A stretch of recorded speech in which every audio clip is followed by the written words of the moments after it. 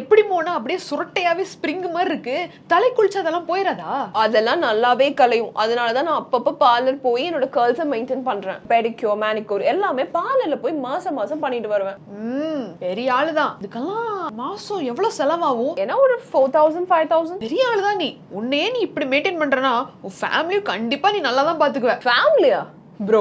அதான் நான் இருக்கேன்ல, அவங்களுக்கு என்ன பிரச்சனை? நான் நீ டேர்ம் இன்சூரன்ஸ் எல்லாம் வாங்கி வச்சிருப்பேன்னு நினைச்சேன். என்ன இப்படி அசால்ட்டா இருக்க? Term இன்சூரன்ஸா?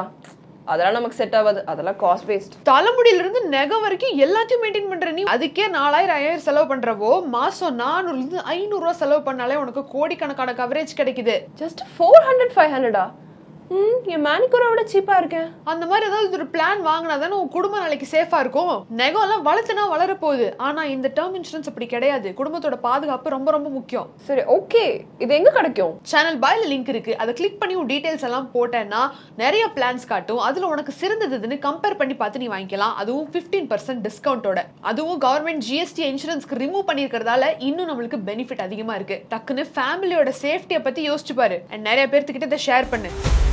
Boss Wala. Be the boss.